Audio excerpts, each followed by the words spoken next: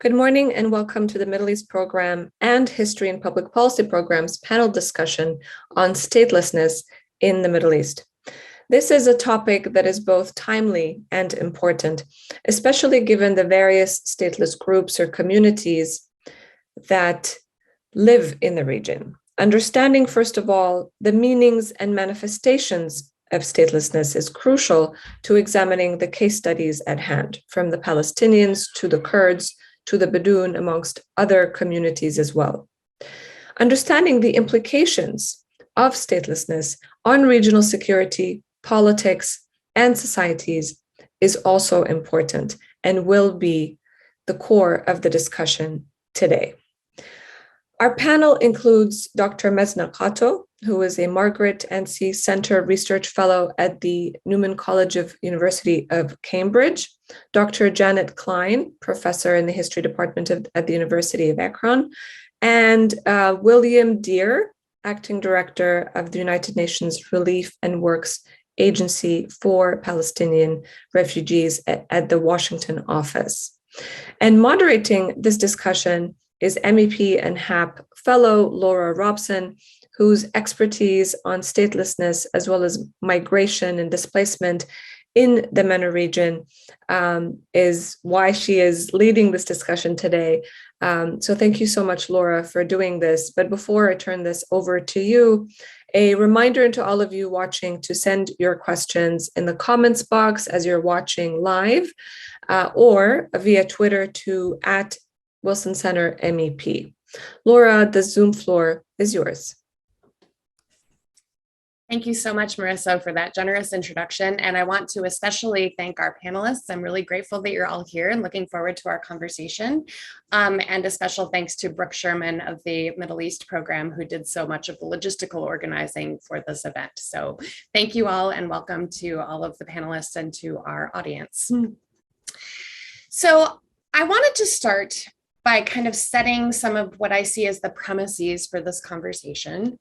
And I think first and foremost among them is something that Marissa has already introduced as an idea, and that is that statelessness in the Middle East as elsewhere is not a single phenomenon, right? It is a collection of experiences, a collection of political phenomena. And I want us to have this conversation today with the understanding that statelessness is not just a kind of singular, quote unquote, problem, as we sometimes hear it referred to, but a set of historical and political and legal phenomena that are related essentially to the rise of the nation state as the world's main form of political organization, and to particular modern conceptions of citizenship and of political belonging. So one of my main roles here at the Wilson Center this year has been to bring a kind of historical perspective. I'm trained as a historian, and to bring a historical perspective to these questions that are so relevant for contemporary policy. So I want to just note two main things with regard to histories of statelessness that I think will be useful in starting us off. One is that both statelessness and the related phenomenon of refugeedom, which are not quite the same thing, but often are kind of overlap in certain respects, are basically modern phenomena, right? They are phenomena that begin, whose origins are with the fall of the major land-based empires, the Ottoman, the Habsburg, the Russian, at the end of the First World War. So we can date these phenomena to the beginning of the 20th century, essentially. And we need to think, therefore, about modernity as a condition that has produced statelessness and refugeedom, and to think about how those two things have been enshrined as kind of quintessentially modern political experiences in the Middle East, but also across the globe. The second thing I want to point out is that in contemporary kind of political discourse, the Middle East is very often understood as basically a region that is producing statelessness and refugeedom, that is producing stateless peoples, that is producing refugee populations. But historically speaking, this is an inaccurate understanding of the region. Actually, it has a long history and also a current practice of serving as a host space for displaced and stateless people. So just to name a few historical examples of this, We have a long 20th century and now 21st century practice in the Middle East of hosting, of serving refugees and displaced peoples and stateless peoples. Armenian refugees, for instance, who found homes in Syria and Lebanon in the aftermath of the First World War. A less well-known case, which is that many thousands of European refugees from Central and Eastern Europe, from Yugoslavia, from Greece, from Poland, found succor in refugee spaces across Egypt and Syria and Palestine during the Second World War.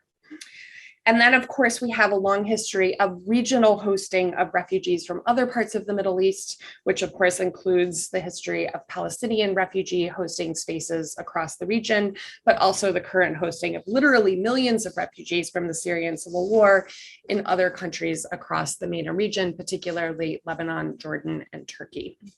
So this is a complicated history, and it's one we need to think about, I think, as a kind of collection of stories and issues and questions, not as a single experience of statelessness that characterizes this phenomenon in the modern Middle East. So with that in mind, with this kind of historical setting, a recognition of the complexity of the phenomenon, I'd like to open our panel today by addressing just a very general question that I will address the same general question to each of you. And that is, from your particular perspective, what is the key thing that you wish people understood better about statelessness in the Middle East? So I think I'd like to call on Janet first, if she doesn't mind, to kick off our conversation. Thank you, Laura, and thank you to Marissa and Brooke for organizing, and it's a pleasure to be here today. I would also emphasize what Laura mentioned in her introduction, just the modernity of statelessness. And I think people tend to take the nation state for granted without really seeing the history of the nation state and how statelessness has been a byproduct of a particular kind of state building. And I'm most familiar with the case of the Kurds. So today I'll speak mostly about the special kind of statelessness Kurds have experienced, with a focus on the historical factors that led to the Kurds not having a state of quote unquote their own. And I'll offer a few more general thoughts on statelessness along the way.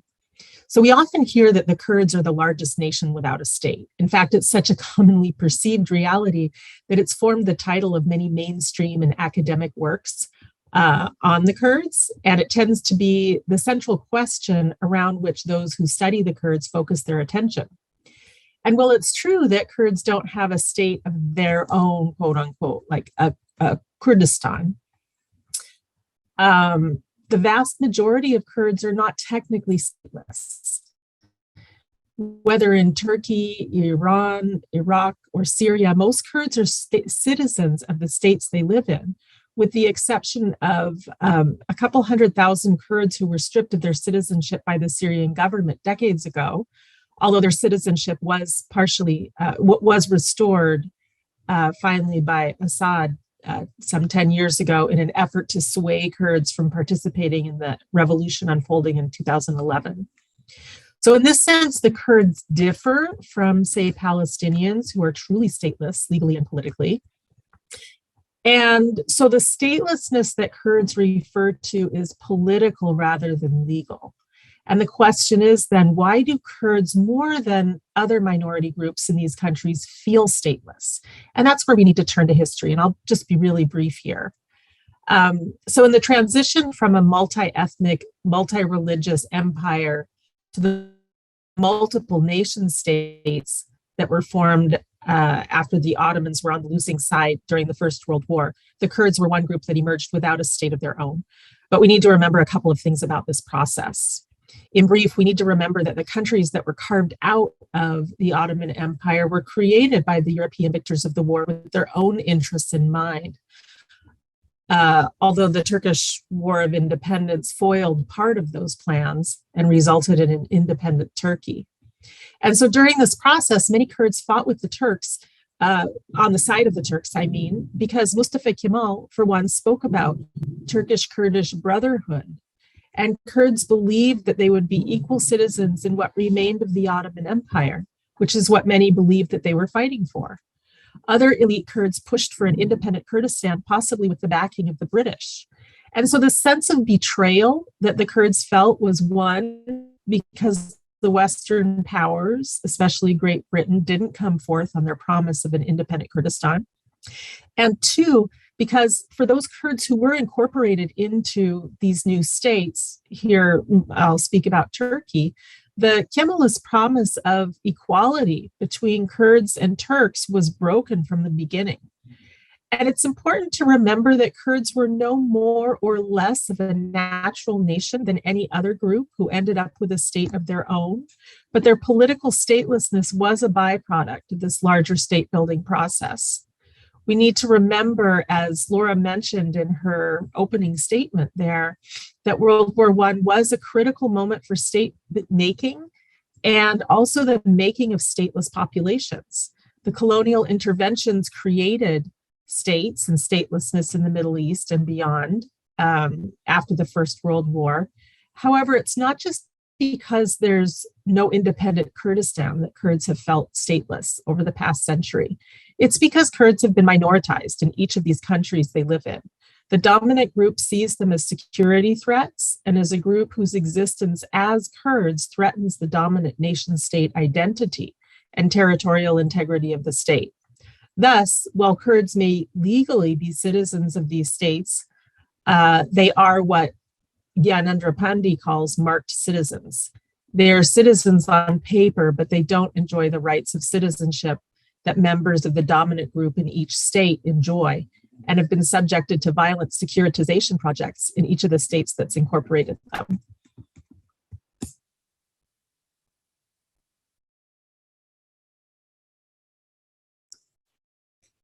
Thank you so much, Janet. That was really helpful, I think, in setting some of the tone and the terms of our conversation here, especially with regard to the Kurdish case.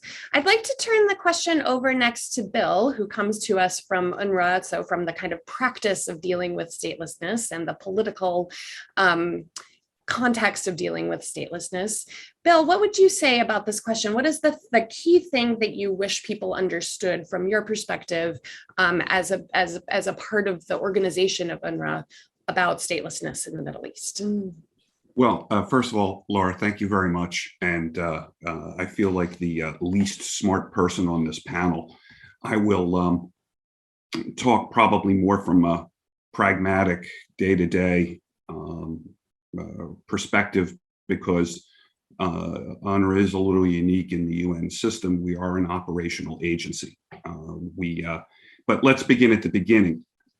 UNRWA's mandate from the very beginning was always assumed to be a temporary one, to provide humanitarian and human development services until there's a just and lasting solution.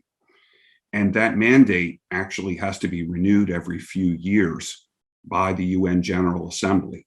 We report to the UN General Assembly. And in fact, if memory serves correctly, the General Assembly will take up the renewal of the agency's mandate this November for another 3 years. So we were founded and mandated to provide employment services until a political solution was brokered. And UN member states have not changed their thinking on UNRWA's mission. So, by contrast, UNHCR was established as the permanent organization with the recognition there'd always be global refugee crises, and hence given the authority to help find durable solutions for refugees. And this was, of course, backed up by a related convention. So I guess what I'd say is, to answer your question, is that while we don't have a role in pronouncing or determining Palestine refugees as stateless, practically speaking, we deal with the impacts. Thank you so much, Bill. That's really very helpful. And I think it's useful to be reminded of this kind of supposedly temporary nature of an organization that has now been in place for many, many, many decades, and shows no sign of disappearing anytime soon. I'd like to turn the floor next over to Mesna, who is an expert in Palestinian history, and ask her the same question. What is the key thing from your perspective, from your research, from your practice that you wish people understood about statelessness in the Middle East? Hi, everyone. Thank you, Laura, Marissa, and Brooke for your invitation to be part of this, and for your help in getting me online and all of that good stuff. So I think it's one sentence, that the solution to statelessness must be self-determined, that the Palestinian history or desire for statehood is riddled with projects big and small that attempt to skirt around that fundamental problem and fact. I guess the most studied and the most overwritten in a way is the Oslo Accords, but there are others. And what I think needs to be understood is that participatory democratic mobilization can happen among stateless populations, and that part of why that is important is because there is no solution that cannot and must be carried on by those who are stateless themselves eventually. If there's no buy-in from the stateless population around the solution that is concocted for them, then it is not a solution at all. And I hope we can talk a little bit about this later, but that really kind of centers my thinking around the history of solutions to statelessness, just as much as it does statelessness itself. Thanks so much, Misa. That's tremendously helpful, and it sort of points me towards what I'd like to open our discussion about. And already we've come across this issue of different cases, different instances, different specificities of statelessness across the Middle East, right? That the Palestinian case is different from the Kurdish case, is different from the Badoon case that Marissa mentioned at the beginning. To what extent do any of you think that there is a regional phenomenon of statelessness? Do these cases, in other words, do these cases have anything to do with one another, or are they kind of distinct national cases regarding vis-a-vis statelessness that happen to arise in relative geographical proximity, but are not kind of fundamentally politically related? Or is there something identifiable about Middle Eastern statelessness? Is there something that ties these cases together while also kind of acknowledging their particularities and their specificities? Mesna, do you think I could turn the conversation back to you and ask you to think about this a little bit? Sure. Maybe I'll put my historian hat on for a minute here and say that I think, specificity is important and crucial in thinking through these questions, as you rightly mentioned, especially in your introduction. And I think there's two levels by which I want to answer that. First, I think that there is something about statelessness that is particularly modern, as you stated.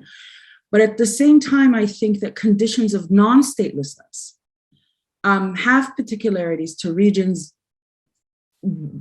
as a result of where the modern nation states emerge from. So, if we think about the Ottoman Empire as this governing power across the region, the forms and shapes in which it determined other kinds of organizing principles around communities and populations and ethnicities and regions are ones that bind, an understanding of people's histories across the region.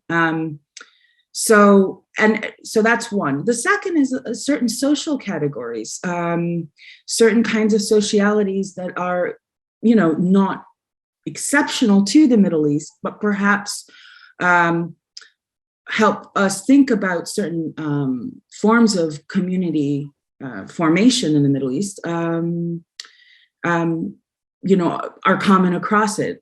Tribes, nomadic populations, encampments, certain labor forms, all of those, the problem I think is that the exceptionalization of the Middle East happens in such a way that particular populations are either sort of read comparatively, but as if they're like in this little floating bubble that they don't exist within the Middle East, Kurds and Palestinians, the question of the state, that kind of thing. Or, this is definitely true for Palestinians. It's as if they're not part of the Arab world. They just exist in this conversation with Israel and the United States, more or less. So how do we think about Palestinians as part of a region that is experiencing conditions of dispossession and displacement that may not necessarily, reach the threshold of statelessness, but certainly register deep precarity and vulnerability. Yeah, I think that's really useful. And this is one of the things that's come up in my own work on statelessness, that one of the things we need to think about is a kind of spectrum of statelessness, right? Or a spectrum of citizenship, whereby we don't just have full citizens and stateless peoples, right? We have all kinds of things in between that relate to a broader phenomenon. Bill, how would you see this? How do you see this kind of question about whether or not there is such a thing as a kind of Middle Eastern form of statelessness? Does UNRWA think about itself as having relationships to other forms of statelessness across the Middle East? How do you see that from a kind of institutional perspective? Well, I thought Mesna's comments were extremely helpful. It's, as I mentioned, it's not our role to determine statelessness, but many countries do recognize, as you know, Palestine refugees as stateless, which would make them the largest stateless population in the world. But even where they're recognized as stateless, it doesn't necessarily translate into rights. Just looking across the 5 operating fields of UNRWA, for example, while there are many Palestine refugees in Jordan have citizenship, ex-Gazans do not. Or Palestine refugees who've come over the border from Syria. And this means they don't have the same access to services. It increases the burden and responsibility on UNRWA. In Lebanon, Palestine refugees have not been granted citizenship, and layered upon the top of that is a prohibition against working in 30 fields. They can't own property. They, as a result, are deeply impacted. This is just a whole other layer on top of the political and economic situation in Lebanon, and makes them even more reliant on UNRWA as a result. And we see it, but we're kind of limited in our ability to support them, as we're you talked at the beginning here about the UNRWA being renewed and continuing, but over the last 10 years, we have seen a continued erosion in our funding sources. So essentially, Laura, what we are is we perform government-like services, but we are utilizing an NGO-based funding model, which is starting to fail. Yeah, that's actually really interesting too, because it points to a spectrum within statelessness, right? A spectrum of rights, a spectrum of access within a particular stateless community that maybe reflects the broader context of a spectrum of statelessness and citizenship across the region. Janet, can I ask you, is there what relevance is this something that Kurdish populations think about as being part of kind of spectrums of statelessness across the region? Do you see it as is there such a thing as a Middle Eastern form of statelessness, or Middle Eastern forms of statelessness that are identifiable regionally? I think Mesna's response was also very helpful for thinking about this. I don't have too much to add to that. I might just say that, again, to remember the historical circumstances through which statelessness among Middle Eastern groups came into play, and or emerged, and this was really the fact that Middle Eastern statelessness was born of a specific historical process. It was a product of state building, much by the decree of the European victors of the First World War and their colonial interventions. The prevailing sentiment, which was put into play at the time, was one in which ethno-linguistic, ethno-religious groups were seen as needing to live separately from one another. And this is defying, in fact, global historical precedent. And as Mesna mentioned, the multiple forms of community that existed in the Ottoman Empire and Iran. I mostly talk about the Ottoman Empire because that's my area, but we shouldn't forget Iran as well. And so the ethno-linguistic groups who did not get their own nation state became minorities, seen as threats to the territorial integrity and national identity of the states they lived in. These states were created in the interests of the great powers. And the legacy of this is that to this day, it continues to be a matter of interest in pressing for just and lasting resolutions.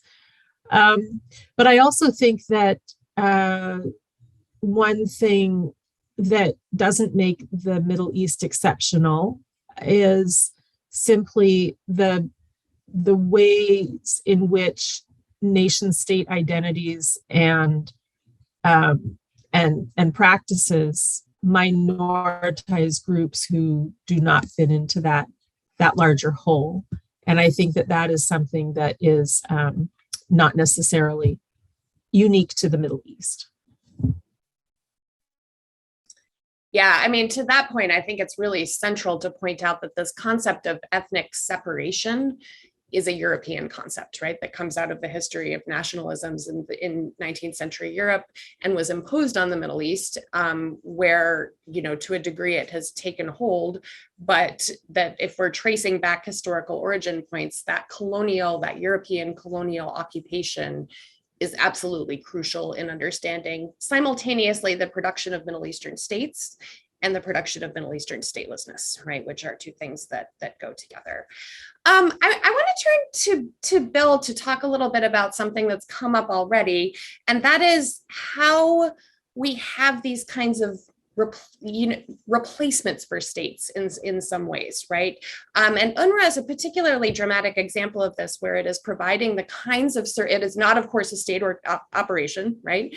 It is not a governmental operation. And on the other hand, it is providing services, it is acting in some ways in lieu of a state, right? It is providing the kinds of services and the kinds of administrative structures that we might expect of a state.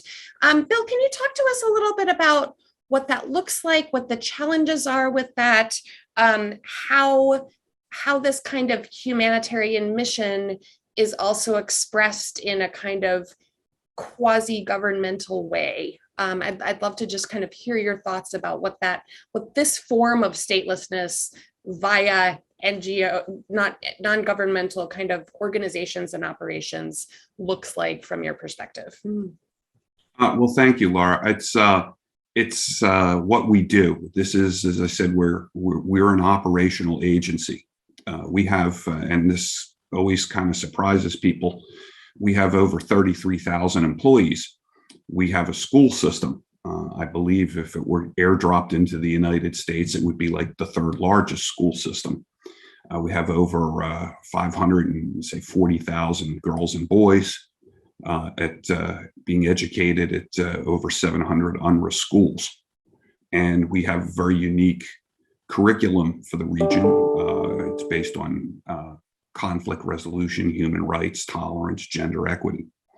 We also run a healthcare network. We provide primary healthcare to at 146 locations. We do about 8.5 million patient visits a year.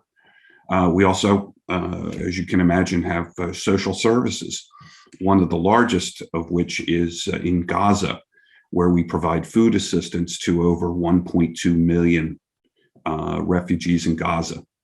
And it's with the World Food Program helping another 300,000 Gazans with food assistance. So it is a very large, sprawling operation that works across many fronts. And to your point,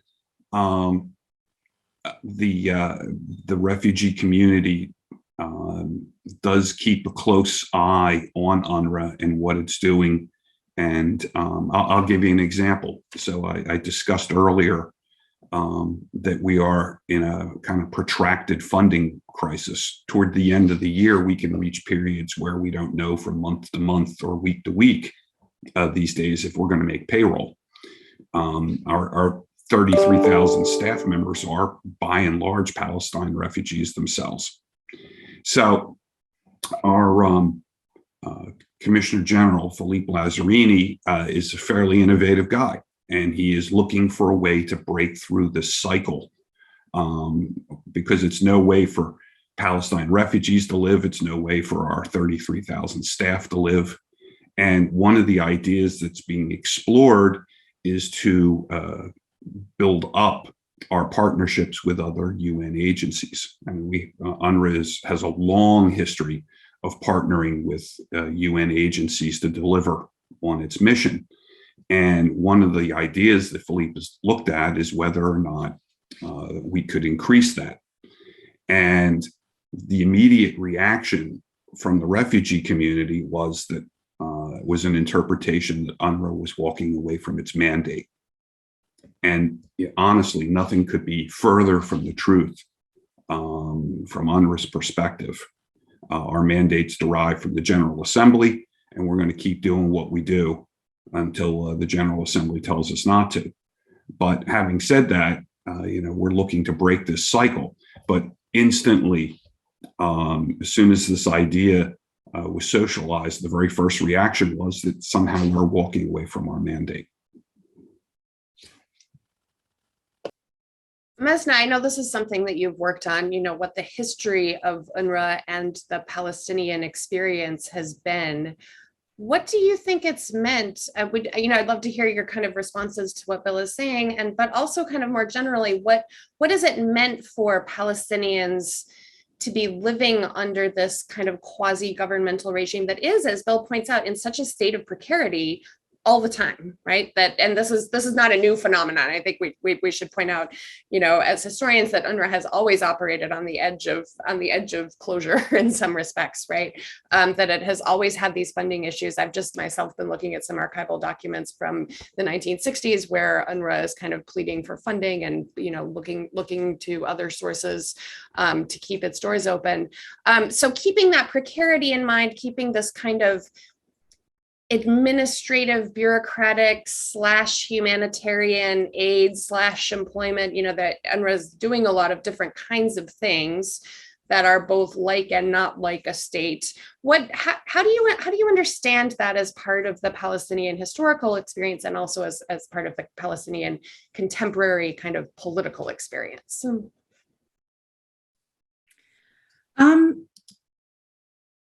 So, the Palestinian relationship, I think in ways that Bill has sort of hinted at, the Palestinian relationship with UNRWA in particular as an institution, but maybe in general the UN, is a complicated one. It's a complicated, uneasy, tensile, ebb and flowy kind of relationship. 70 plus odd years now, old now. And I'm going to sort of approach this question maybe by looking at one of the provisions UNRWA provides, which is education, because that's my wheelhouse. There's this trope that is widely, that circulates quite widely, including by Palestinians themselves. The Palestinians are some of the most educated refugees in the world. There's variations on this. They're the most educated stateless people in the world, etc. And that UNRWA was a key part of that. That its literacy programs, that its educational programming alongside UNESCO, early on and very rapidly built this architecture for education that is multinational, multi-regional, multi-state, etc. Putting aside whether this trope is accurate or not, I do not think it is, but putting that aside, I think what happens is that it is a perfect encapsulation in a way of the contradictions of what an entity like UNRWA providing education means. On the one hand, it has provided a landless, dispossessed, displaced population an opportunity for social mobility, an opportunity for a kind of social capital that allows them to circulate in the world and in the region in particular in ways that allow them to provide for their families, allow them to survive. On the other hand, everything about this education is not self-determined. The curriculum, the teacher training, the spaces of the schooling, the provisions for the schooling, all of that is determined by everyone other than the Palestinians themselves. That does not mean that there are not Palestinians within UNRWA operations, but what I mean is politically, Palestinians have the weakest card in determining what this education should and should not look like. In 1954, I think it was, a congressman in the United States issued one of the first demands to look at the Palestinian curriculum as taught in UNRWA schools. The obsession with the Palestinian curriculum in UNRWA schools is very old. And what was interesting to me in looking at that report was how powerful donors have been in shaping the project of Palestinian life, insofar as education is concerned, but also health and other provisions. And this isn't, and this is a sort of a long-running aspect of the kind of contradictions in UNRWA's provisions. This is not to say, however, that Palestinians themselves, and I think Bill hinted at this really well, don't also see in UNRWA some very key important, that in lieu of a kind of a state, a recognized state, UNRWA becomes a site to which demands can be made. It becomes a form that validates, an institution that validates identity, that validates rights, and that safe keeps them. And this is why, in a way, Palestinians are so wary of any attempt to, disintegrate or fracture UNRWA's mandate, but also, and are so keen on protecting UNRWA and UNRWA's role, despite what they see as its sort of, is in some ways stopgapping, sort of an acceleration of political mobilization. And so what I mean to say fundamentally is that UNRWA is a provision, offers provisions, but it's not a producer of a public commons. It cannot replace that. And this is the fundamental contradiction between having a stateless population provided for versus a state providing for its citizens. Yeah, I think that's really useful. I'd like to follow up with Bill about this. And because I think that this is a problem. This is actually something that speaks to the issue of statelessness broadly beyond Palestine, right? Beyond Palestinians, which is this question of what internationalism looks like, right? And who drives who drives its agenda. And so I'd like to just kind of turn some of Mesna's comments back to you, Bill, to address. And also, I wonder if in doing so, you could talk a little bit about what the donor base is for UNRWA and how it has changed over time, because that strikes me as an important contextualization of what both of you are saying, right? That UNRWA does in fact have its own institutional interests that have not been the same over time, right? That if we look at how the kind of donor base has changed from the beginning of UNRWA to now, that might suggest some of the regional and global changes in how it conceives of itself and what it's for, and maybe specifically what its education for Palestinian refugees is intended to do and who's driving that agenda. Bill, would you like to just kind of offer some thoughts on that? Absolutely not. No, I'm just kidding. So education represents, one of the reasons why, candidly, I'm so proud to work for UNRWA. But it also represents one of the biggest challenges I face as the head of the Washington office. So I believe it was June of last year, UNHCR and the World Bank came out with a study on refugee education that's frankly spoke very highly of the UNRWA system. In a world where there's a lot of talk, but not always a lot of quantification, I believe the report mentioned the fact that our kids are typically about a year ahead of the host nation schools, and we do it at a very cost-effective rate. British Council just recognized about 45 or 50 of our schools for their in Gaza and the West Bank for their achievements. Several years running, I think the highest scoring student in the Syria system was a UNRWA student. And I could go on, graduates of our school, one of whom is even running the Mars helicopter program. But it also represents a challenge, as she was just talking about, which is, as a UN agency, UNRWA utilizes the textbooks utilizes the curriculum of the host country. So we do enhance that with our human rights, conflict resolution, tolerance, gender equity curriculum. In the West Bank and Gaza, well, actually, that's not fair. In all of our regions, all of the textbooks are reviewed by UNRWA staff to ensure that they comply or meet UN values.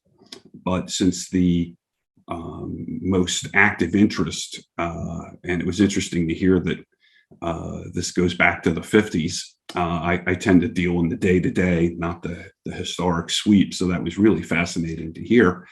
But about 4% of the pages in these textbooks fall out of what we would consider to be UN values, appropriate for the age, neutrality, gender. So things like, for example, maps without Israel in the, it reflected in the map. So we address those issues through what we call teachers are given additional curriculum materials to address the pages that fall outside of UN values. But it is used by detractor organizations to represent that a UN agency, if you can believe it or not, would somehow teach hate, anti-Semitism, or violence. And this is, without a doubt, the number one issue that I find myself confronting in Washington, which is this, particularly on Capitol Hill, to provide the facts to address the trope that a UN agency would teach anti-Semitism or violence.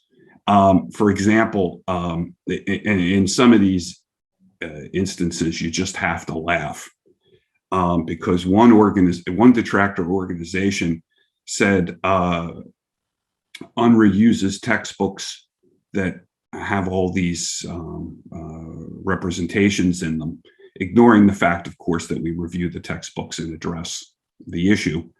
But they clearly didn't read the report very well, because the organization in question was also criticized in that report for cherry picking in order to reach a conclusion of their own.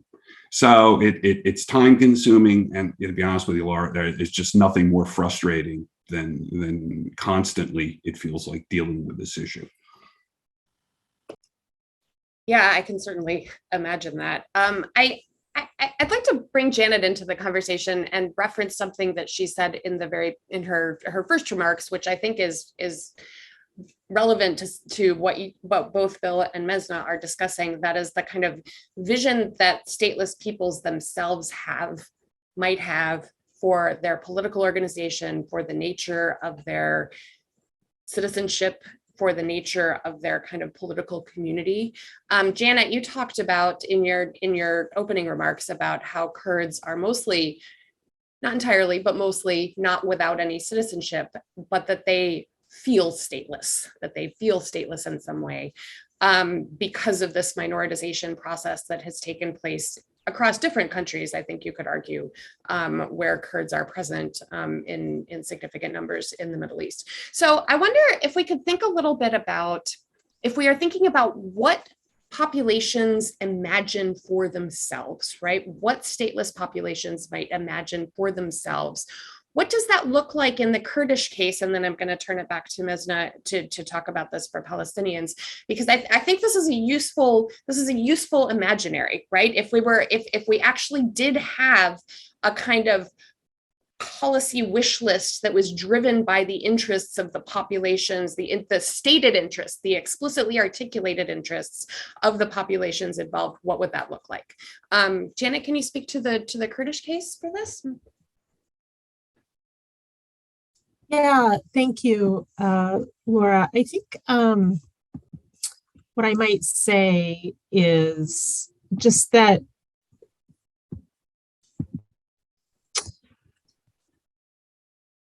again, if we go back to history and we go back to looking at the end of the Ottoman Empire, we need to remember that these visions, well, it's true that there had been separatist nationalist movements at that time, especially in the Balkans. And these did remove large chunks of territory and many millions of people from the empire. Even at that time, in the midst of the chaos of the war, there were remaining groups continued to explore ways to continue to live together in what they envisioned as an empire with, say, administrative decentralization or some kind of federal or confederal arrangement.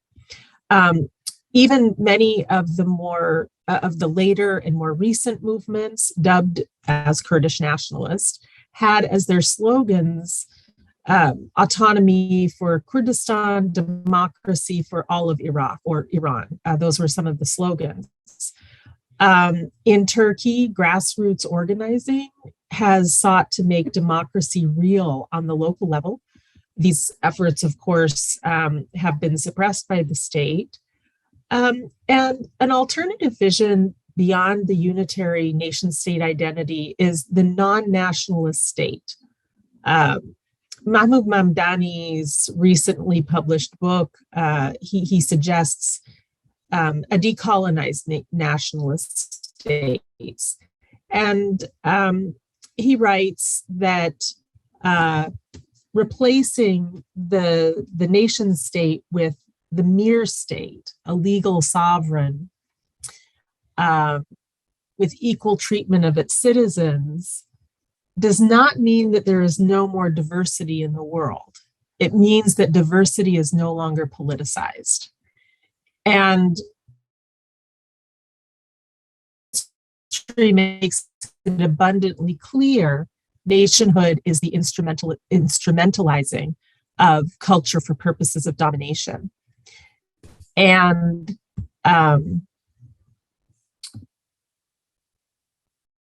so he points out that we can have culture without nations, we can have states without nations, but we can only have democracy without the nation state.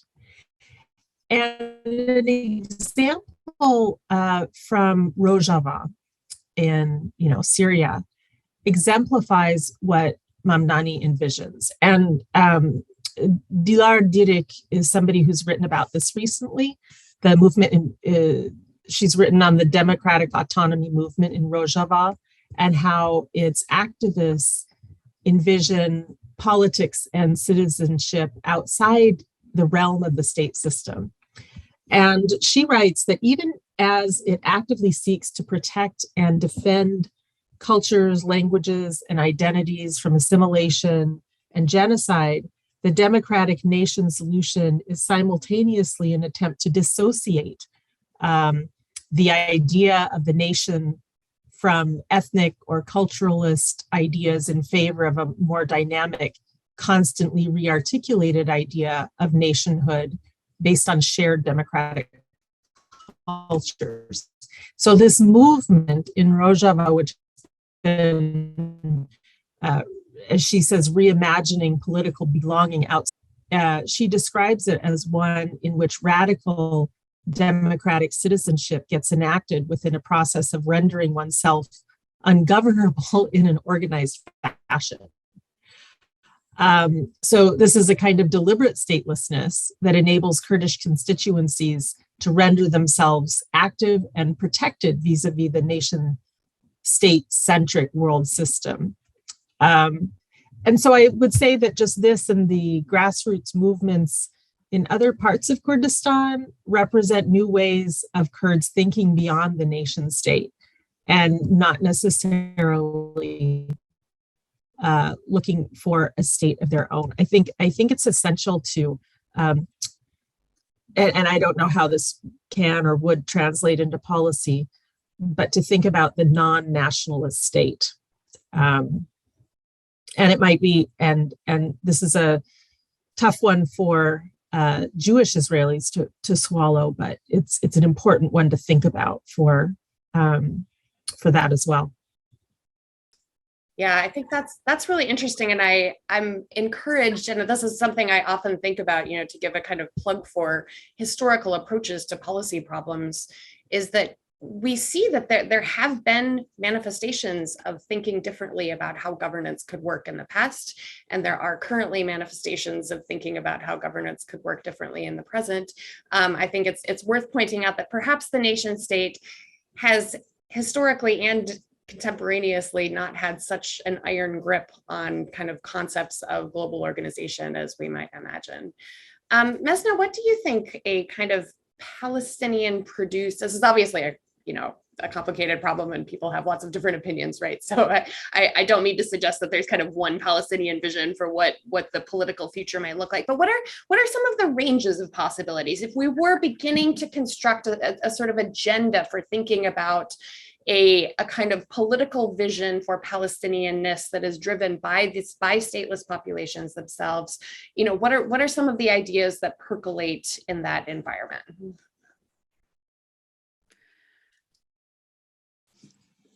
So I thought a lot about how I want to answer this, because I think perhaps, there is a way that is a little bit more in terms of exposition, and then I'll just sort of offer my thoughts instead about what I think is actually happening.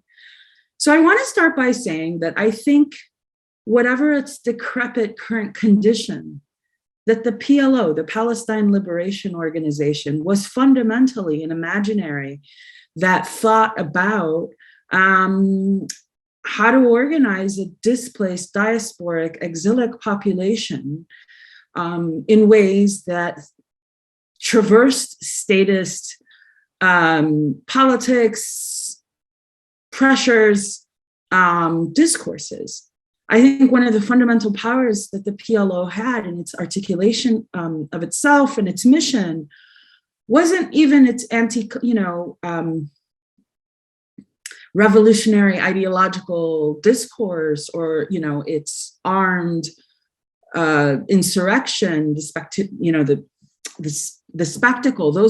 Its fundamental power was that it declared, as Nasser Abu Rahma beautifully put it in a piece recently, that its most radical and most imaginative work was that it created autonomous territory, created autonomous territory and declared communes for Palestinians all over the world, but in particular in the region.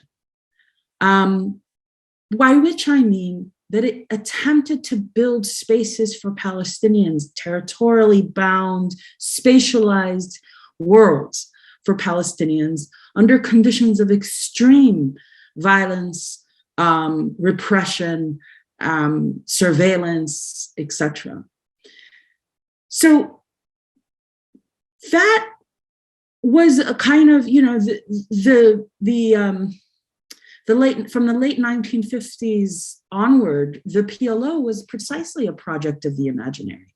It's not articulated as such now, but it did emerge from that.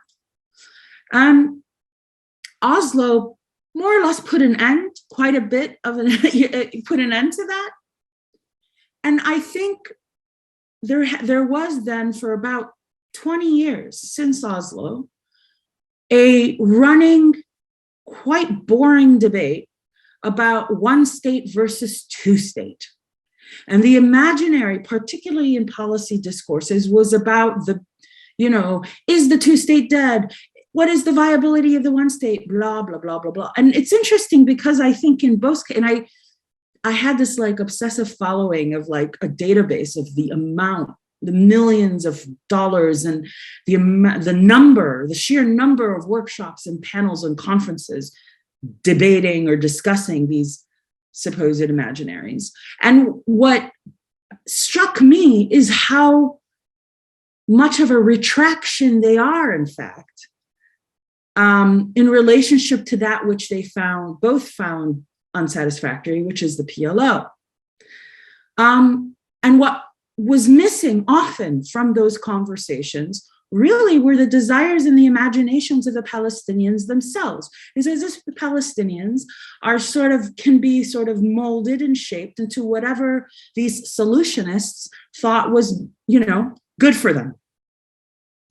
And so for me, I think the most profound imaginary is one that thinks about how do you take a diasporic, displaced population and ingather them democratically, such that they can determine from themselves what imaginaries they want to move forward with. It is kind of interesting to me how quickly that imaginative work, that piece of what needs to happen, is the last to be thought through and developed. And it isn't that, I was involved in two distinct projects that attempted to think about this. One was based at Oxford. It was called Civitas, Laying Foundations and Setting Directions, where we went to nearly 30 countries, I think it was, and interviewed Palestinian communities in those countries about what they wanted and what their relationship to their host country is, their relationship to the PLO, their relationship to each other, their history of that community. And that was a fundamental demand. We want to have a voice. And the second was an attempt by Palestinian organizers and community workers around the world to think about how to reclaim the PLO, take it away from its decrepit current form, and campaign for direct elections to the Palestinian National Council, which was thought up as this kind of parliament in exile, as it were, that would ingather representation for Palestinians. So there have been attempts by Palestinians to do this work, particularly in the direct campaigns for elections. They're almost immediately thwarted by international organizations and states who are not interested in Palestinians having a voice and articulating their own imaginary of their future. So I'll leave it at that. Yeah, that's really interesting. And I want to start bringing in a couple of questions from the audience here. And I'm going to start with one that I think speaks directly to some of the things that you're talking about. And that is, this audience member is asking, can you address the question of statelessness across borders? So for example, the Kurds are stateless across the borders of Iraq to Turkey, Syria, and Iran. Each sees the Kurds as a threat. The Kurds are minoritized in each of those places. I think that this question is actually relevant to what you're saying as well, Mesno, right? Which is, I wonder how we might imagine this is also a question about diasporas across borders, right? And that these are communities that, yes, have a very deep commitment to Palestinianness, to Kurdishness, to some sort of sense of national belonging, that I think does imagine itself as being territorialized in some way, but of course also have been in other spaces for a very long time at this point, and have, just to give one example, that Palestinians, for instance, are very kind of deeply involved in political systems across Latin America because they have been diaspora populations there for a long time. In places like Honduras, they have played significant roles in governance, right? In these, so I wonder, I guess what I'm asking this audience members question about statelessness across borders, but also I wonder if we can bring in, what role do these kinds of long histories in host spaces also bring to that imaginary, right? How do we think about the experience of diasporas who are now also rooted elsewhere, right? What does that mean for their imaginary of what a Palestinian political entity might look like, what a Kurdish political entity might look like? That there are other examples that we could think of, Assyrians, for instance. What does the experience of diaspora bring to those political imaginaries? Janet, could I ask you to start? Sure. I think Mesna may have a lot of really helpful things to say, but I'll just say for the Kurds, I think that the experience, which has been over a century of, even in the late Ottoman period, before there was even a question of Kurdistan or Kurdistan, Ottomans who were in opposition lived in exile, for political reasons, and from abroad they would publish papers, and this included Kurdish Ottoman intellectuals. And I think that it brought them into conversation with, other populations around the world. So it does, who were experiencing, exile or desires for political change, engaging in debates. But I think that for the Kurds, this continued kind of exile has built significant communities in different parts of the world. We might find it interesting to find that there are actually some of the significant communities in the United States or in places like North Dakota, or other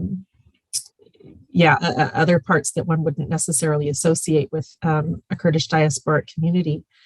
But these operating in spaces where they're freer to engage with others and publish and engage in activism and create this kind of global network certainly has had an impact on the kinds of demands that Kurds in living in historically Kurdish spaces have had, and it's been kind of this interplay between the two. So I would say that we need to remember that this is an interplay between people living in the communities and the diaspora communities.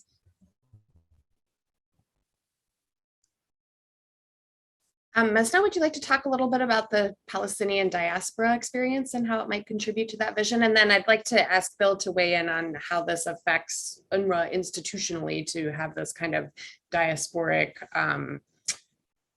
participation in visions for UNRWA and for Palestine going forward. Mesna?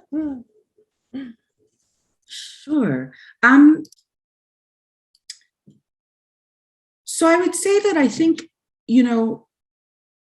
absolutely, that the conditions of displacement, or the where Palestinians are located, say Lebanon, Syria, Iraq, Yemen, but Honduras, El Salvador, the United States, the UK, etc., produce, that Palestinians are part of the communities they are part of. They're shaped and formed by them as well, particularly, as this becomes increasingly, this is a multi-generational condition at this point. So you're talking about people who have become citizens, whose parents, grandparents, great-grandparents in some instances have also become citizens of those countries. And of course, that determines what is prioritized, the reach of the imaginary as well, under conditions of extreme vulnerability, what kinds of things are prioritized. The Palestinians in Lebanon and Syria certainly might front end, for example, citizenship and statehoodness in ways that a Palestinian in the United States can sort of push further along in a more radical imaginary in ways that, given their own lack of vulnerability, as it were. I do have to say that I think partly this is about, questions of political community.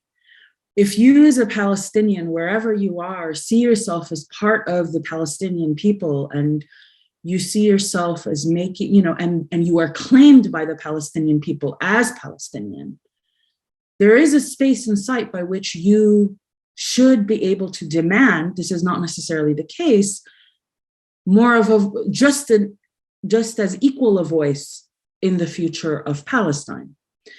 By which I mean, often Palestinians in the diaspora, given the post-Oslo conditions, feel themselves as second in voice to the Palestinians of the West Bank in particular, but also of Gaza. Palestinian citizens of Israel and their relationship as well. So there's that kind of multi-layered approach. I think also that, there are conditions of subjectivity that come into play.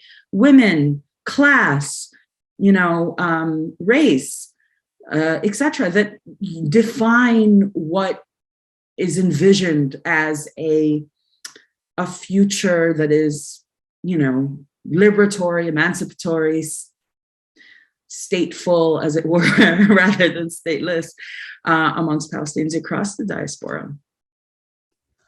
Yeah, that's really interesting. Bill, do you see this kind of diasporic participation in the institutional context of UNRWA? Is this something that people are aware of? Is it a part of the operation of the organization? Sure. Couple things, because Mesna and Janet brought up interesting points here. First, as I mentioned earlier, UNRWA does, in fact, have 5 fields of operation. So Jordan, Lebanon, Syria, West Bank, Gaza.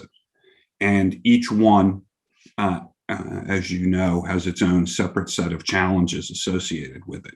What the agency does do is make sure that it's, for example, in education, its emphasis on conflict resolution, tolerance, gender equity. Tolerance is a function across all 5 of its operating fields. To talk, I guess, a little bit about the United States for a moment, we certainly see my proxy, I suppose, for this would be the support that the organization receives from UNRWA USA. And it's been growing. And I think it's a reflection of the engagement of the community here in the United States. I'll also note, because I thought Janet brought up a very interesting point about, I believe Janet was North Dakota. You're talking about, I recall during the last campaign that the Biden campaign made a point of reaching out to communities in Michigan, for example, and discussing with them what a Biden foreign policy for the region would look like if elected, including, as you can imagine from my interest, restoration of support and engagement with UNRWA, which had been discontinued in the previous administration.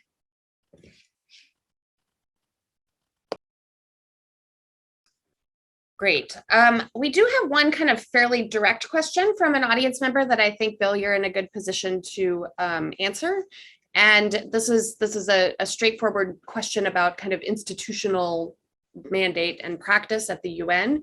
Why is UNRWA's mission limited to Palestinian refugees? And are there other UN institutions that provide similar services and provisions to different refugee populations?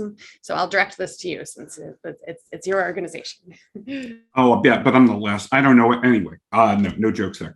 What I sometimes say to folks is perhaps if they'd had it to do all over again in the late 40s and early 50s, maybe the UN would have structured things differently. But UNRWA was created with the sole mandate to provide humanitarian and human development assistance for Palestine refugees until there's a just and lasting solution to the issue. They certainly did not envision that we would be having this conversation in 2022. As I mentioned earlier, the mandate, our boss, as it were, is the UN General Assembly. That's from whom we take our instruction. And in fact, I always make sure I look it up to make sure I have his title right. When it comes to long-term solutions to the just and lasting political solution, that's under the purview of the Special Coordinator for Middle East Peace Process, Tor Wendelson. The rest of the world, I mean, as I mentioned earlier, UNHCR was then created to address the rest of the refugee issues for the rest of the world writ large. And having said that, I mean, one of the tropes that we constantly have to fight is the idea that our 33,000 staff only deal with a small part of the world, and UNHCR has less staff and does the rest of the world. So therefore, we are somehow inefficient.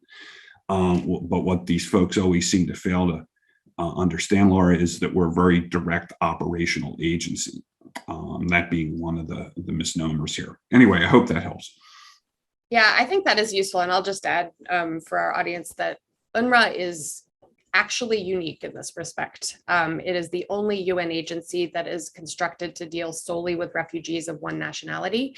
There was briefly in the 1950s a comparable, it was called the UN UNCRA, the Korean Relief and Reconstruction Agency, which was closed down after a few years of operation. And that is the only other institution in the UN since its inception that compares even slightly to UNRWA. So it is kind of an anomalous institution in the kind of realm of refugee policy, both because it is limited to the specific refugee population and because of the operational nature of its mandate, which is, as Bill said, different from UNHCR, different from the other refugee organizations who don't operate on the ground in quite the same way.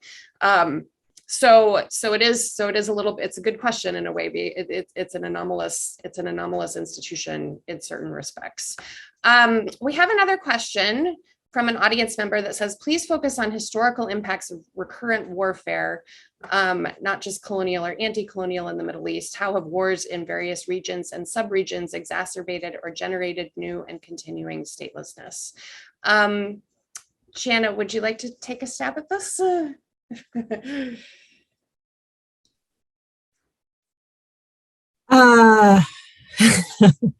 My colleagues might be better positioned to respond to this. But I think that when we think about the wars, I'll use the Kurds as the example again, because why not? But the international community has paid very little attention to Kurds historically and to their plight within the nation states that they were incorporated into after the war. Even when Saddam Hussein gassed and rounded up, kidnapped and executed, thousands of Kurdish men and boys, and engaged in the larger Anfal campaign, it was just really a blip until it served their interests to do so. So I think that these continued wars, it depends on the context. So we see, okay, so this occurred at the end of the Iran-Iraq War. Then, of course, we have the first Gulf War, and then again, but we often don't pay attention to the internal wars. Turkey's war, really, Turkey has been at war against its own Kurdish population, as have, many of the other states that incorporate Kurds. But that has been where Turkey's military budget and focus has gone since its inception, really. And so we often don't focus on the wars that take place internally. And I think that that's an important thing to keep in mind. I think if I could add a little bit to that. I think it's worth, I'm not sure it could ever be accurate to describe any of the wars that have happened in the Middle East across the 20th or 21st century as not having relevance to colonial history.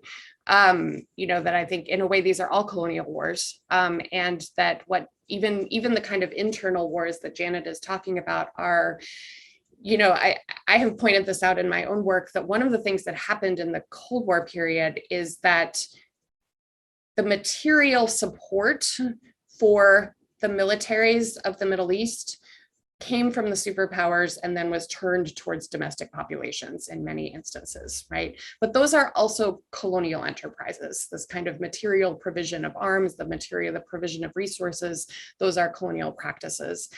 So I think that, something that came up at the very beginning of this conversation about what a colonial, what a regional frame for statelessness might mean, that part of that is this kind of broadly shared colonial history, continues to hold true in the present day, right? And that if we're really going to understand the genesis and operation of these kinds of conflicts, we need to understand that these are, in fact, still colonial and neo-colonial wars. Mesna, would you like to add anything to that? No, I think that's great. Yeah.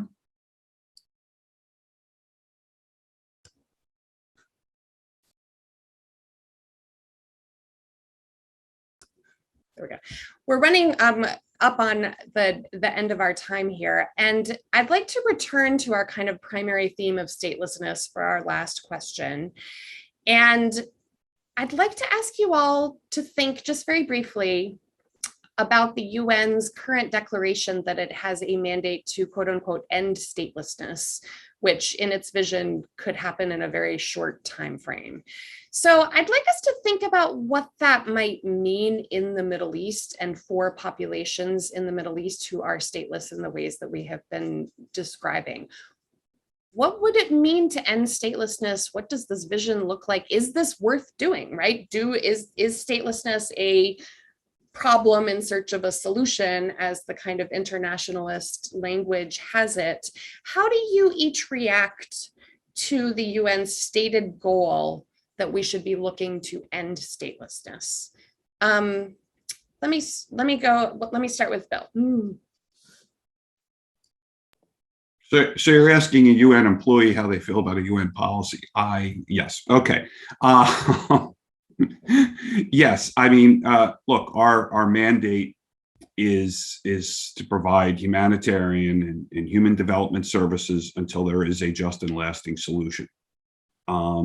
I would simply reiterate what one of our commissioner generals said at a debate before the Security Council, which is, I don't want to be here in 5 years. We weren't set up to do this forever. It's become that. So obviously, finding that just and lasting solution is incredibly important to us to end this.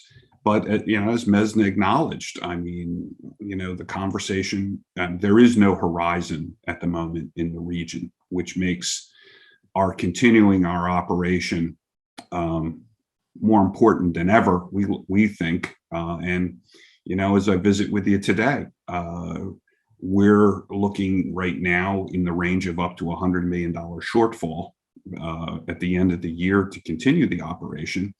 And that's not even layering on the risks that we see for the food pipeline breaking in Gaza. So yes, I mean, we certainly need a just and lasting solution. We don't want to be here in 5 years. Yeah, that's a very, very good answer. Janet, could you speak to this? What would it mean to end statelessness? How do you react to this? Actually, Laura, what I'm going to do is cite you from your recently published piece posted, I think, just recently on the Wilson Center site. And there you're talking about the history of East Jerusalem, and you say that it stands as more than a reminder of the UN's many disappointments. It suggests possibilities for a different, better policy approach, one that, rather than making theatrical declarations about ending statelessness, would actively work to decouple human rights from the possession of citizenship. The access to safe housing, political expression, and physical security denied so dramatically to the inhabitants of Sheikh Jarrah in the summer of 2021 can and should be reimagined, not as privileges of the acknowledged national, but as inalienable rights accorded to citizen and stateless alike. So I think that you have offered us something interesting to think about there. And I'll just respond with your own words. Well, that's very generous of you. Thank you. Mesna.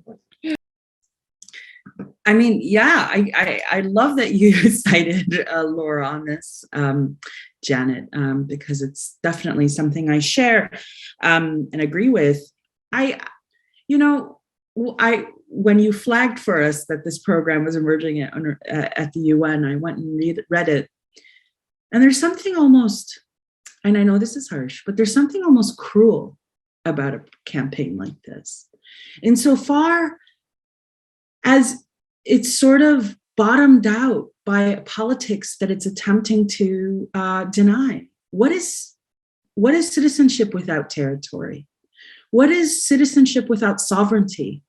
What does it mean what is citizenship in a place like Lebanon, in a place like Syria, in a place like Jordan even? And it's this sort of taking this idea of states' rights or citizenship to a kind of human rights extreme, such that material rights are, lose any kind of bearing. What does it mean to be a citizen without rights, as political rights or material, economic, social rights, which exist within the UN system as a language as well? So it almost seems like, a campaign to end statelessness is a dead end without a campaign for,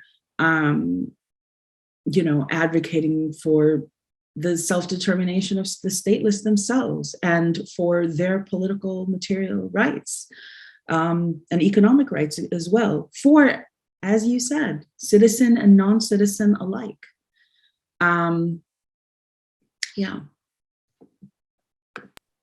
It often strikes me that one of the difficulties that comes up in addressing questions of statelessness is that the assumption that citizenship in some form, can solve statelessness elides the fact that we have this hierarchy of citizenship across the globe that encompasses dramatically different levels of guarantee of rights, right? So it does not mean the same thing to be a citizen in Syria, for instance, that it does to be a citizen in Canada.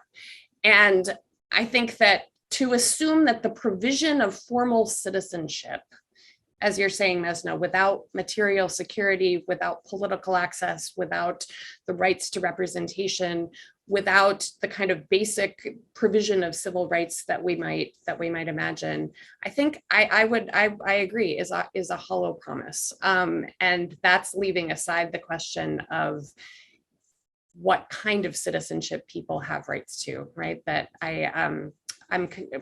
my current project, statelesshistories.org, is a digital humanities project exploring the histories of statelessness across the globe. And we interviewed the anthropologist Alana Feldman, who I'm sure a couple of you know. And she was saying, you know, what does it mean to guarantee citizenship? Do people have a right to a nationality, or do people have a right to their nationality, right? And so that is another question, right? Is it enough just to give people citizenship somewhere, anywhere that will accept them? Or do they have a different kind of right to a nationality? And that is one that they have chosen, that they feel connected to, that has some kind of meaning. So that's just a kind of follow up on what you're saying, that I think we do have to think carefully about what ending statelessness would mean, that it might kind of sound appealing, but not just that the logistics and the practicalities seem difficult, but that we might think a little bit more carefully about the underlying political assumptions that pervade, you know, such a premise. It's worth considering. Well, I think we are more or less running out of time. I want to thank all of our panelists. I'm really tremendously grateful to all of you for having participated from such different vantage points in this conversation, which I think has really encapsulated the meeting of the academic and the political and the policy worlds in a way that the Wilson Center perpetually hopes to do. And I hope that for our audience members that we have really highlighted some of the ways in which this is a complicated history and not a single narrative of statelessness. And I hope also that we've encouraged people to think beyond the state in some respects, right? That maybe some of the lessons that we're drawing from conversations about international institutions like UNRWA and the UNHCR, from conversations about the political imaginaries that stateless populations have themselves put forward, suggests that we might look more carefully, both as historical narratives and as political possibilities, to non-state forms of governance that continue to include stateless people and refugees and their political imaginaries and their political ideas in their practices and operations.